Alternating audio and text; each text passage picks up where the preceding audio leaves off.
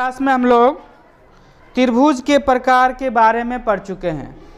त्रिभुज 3 प्रकार के होते हैं। कितने प्रकार के होते हैं? भुजा के आधार पे भी 3 प्रकार के होते हैं और कोण के आधार पे भी 3 प्रकार के होते हैं। नहीं होते हैं? भुजा के आधार पे कौन कौन से त्रिभुज होते हैं? समबाहु त्रिभुज, समद्विबाहु त्रिभुज और विषम बाहु त्रिभुज। ऐसा त्रिभुज जिसकी तीनों भुजाओं की लंबाई समान हो उसे समबाहु त्रिभुज कहते हैं। ऐसा त्रिभुज जिसकी 2 भुजाओं की लंबाई एक जैसी होती है उसे समद्विबाहु त्रिभुज कहते हैं। और ऐसा त्रिभुज जिसके सभी भुजा की लंबाई अलग अलग होती है उसे क्या कहते हैं? विषम बाहु कहते हैं। कोई दिक्कत? कोण के आधार पर भी त्रिभुज कितने प्रकार के होते हैं? 3 प्रकार के होते हैं। एक समकोण त्रिभुज जिसकी एक कोण 90 डिग्री का होता है। एक कोण कितना डिग्री का होता है? 90 डिग्री का होता है। ऐसा त्रिभुज जिसका तीनों कोण का मान 90 डिग्री से कम होता है उसे न्यून कोण त्रिभुज कहते हैं। कौन सा त्रिभुज कहते हैं? ऐसा त्रिभुज जिसके एक कोण का मान 90 डिग्री से अधिक होता है तो उसे अधिक कोण त्रिभुज कहते हैं। 90 से अधिक तो अधिक कोण और 90 से न्यून तो न्यून कोण, और जो 90 है तो समकोण। समझने में कोई दिक्कत?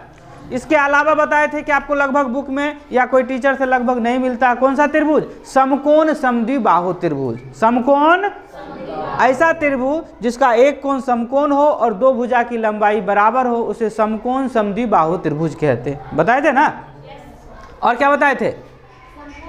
समकोण विषम बाहु त्रिभुज। ऐसा त्रिभुज जिसके भुजाओं की लंबाई अलग अलग हो लेकिन एक कोण क्या हो? समकोण हो उसे समकोण विषम बाहु त्रिभुज कहते हैं। ऐसा आप बना सकते हैं, क्रिएट कर सकते हैं। इतना समझने में कोई दिक्कत? देखिए त्रिभुज में आप लोग को एरिया वगैरह निकालने के लिए क्या चीज जानना है? जैसे यह त्रिभुज है कोई भी, यह आधार हो गया। क्या हो गया? आधार। इंग्लिश में क्या कहेंगे? बेस। क्या कहेंगे? और ये क्या है? ऊंचाई। और रजिस्ट्रेशन के लिए अच्छा भेज। इसको कहते हैं ऊंचाई। क्या कहते हैं? ऊंचाई। ऊंचाई को हाइट कहते हैं और त्रिभुज की भाषा में क्या कहते हैं? लंब कहते हैं। क्या कहते हैं? लंब कहते हैं। ठीक है, ये हाइट जो बना हुआ है इसको ऊंचाई या तो लंब किसी प्रकार से हो सकता है। आप अगर ऐसे त्रिभुज बनाते हैं तो बीच से ऐसे लंब डालेंगे, नहीं होगा? इस प्रकार से डालेंगे तो किसी प्रकार से हो सकता है। और ये जो होता है इसको क्या कहते हैं? कर्ण कहते हैं। क्या कहते हैं? कर्ण कहते हैं। कोई दिक्कत? तो त्रिभुज का एक साधारण क्षेत्रफल होता है। एक त्रिभुज का क्षेत्रफल, साधारण क्षेत्रफल 1/2 गुने आधार गुने ऊंचाई। आधार गुने ऊंचाई होता है। कोई दिक्कत? मान लीजिए आपको आधार दे दिया गया 8, ऊंचाई दे दिया गया 12। अब इसका क्षेत्रफल निकालना, सेंटीमीटर में हो या मीटर में हो, जैसे भी हो सकता है। तो क्या होगा? बराबर लिखेंगे, 1/2 लिखेंगे। आधार कितना है? 8 है और ऊंचाई कितना है? 12 है। काट देंगे, 4 हो जाएगा। 12 चौक 48, यही ना होगा? सेंटीमीटर स्क्वायर क्षेत्रफल निकल जाएगा। कोई दिक्कत?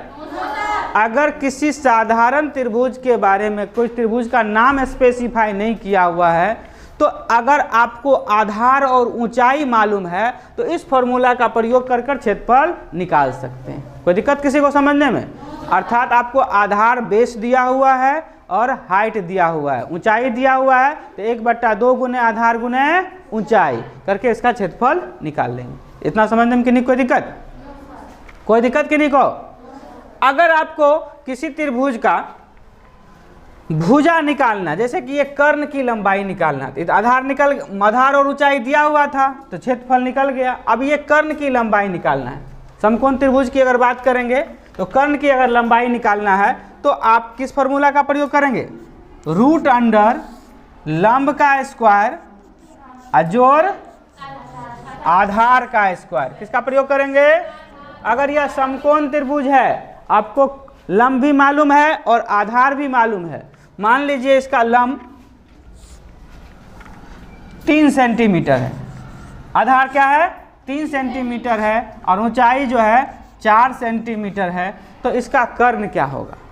कर्ण निकालना है तो निकालेंगे √अंडर लंब का स्क्वायर, लंब कितना है 4, जोड़ आधार कितना है 3, 3 का स्क्वायर बराबर निकालेंगे। 4 का स्क्वायर कितना होगा, 3 का स्क्वायर कितना होगा, रूट अंडर में कितना हो जाएगा 25, नहीं हो जाएगा 16 ना 25 होगा।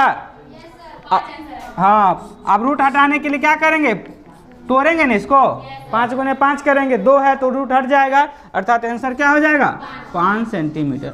अगर किसी त्रिभुज का लंब 4 सेंटीमीटर दिया हुआ है, आधार 3 सेंटीमीटर दिया हुआ है, तो उसके विकर्ण या कर्ण की लंबाई निकाल सकते हैं, निकाल सकते हैं ना। किस फॉर्मूला का प्रयोग करेंगे, लंब स्क्वायर जोड़ आधार स्क्वायर को रूट में करके। कोई दिक्कत समझने में, कौन सा है क्या है उसको अभी पढ़ना नहीं है, आप लोग को समझना नहीं, पहले यह निकालना समझ जाइए, ठीक है। अगर इसमें यह हो गया कर्ण का, नहीं, अगर आपको कर्ण पता रहेगा तो आधार निकाल सकते हैं। कर्ण पता है कि 5 सेंटीमीटर है तो आधार निकाल सकते हैं। जैसे यहाँ जोड़े हैं वैसे क्या करेंगे, घटा देंगे, जोड़ने के जगह पर क्या करेंगे, अर्थात अगर लंब के बारे में पूछेगा तो लंब बराबर हो जाएगा कर्ण स्क्वायर घटे आधार स्क्वायर, कर्ण स्क्वायर घटे आधार, आधार पूछेगा तो कर्ण स्क्वायर घटे लंब का स्क्वायर। इस प्रकार से तीनों को अल्टरनेट निकाल सकते हैं। 2 पता है तो तीसरा निकाल सकते हैं, 2 पता है तो तीसरा, इतना समझने में कोई दिक्कत। त्रिभुज के प्रकार और त्रिभुज से साधारण क्षेत्रफल निकालना समझ में आ गया। कोई भुजा निकालना है तीनों में से, अगर 2 दिया हुआ तो निकल जाएगा, लिख लीजिए इसको।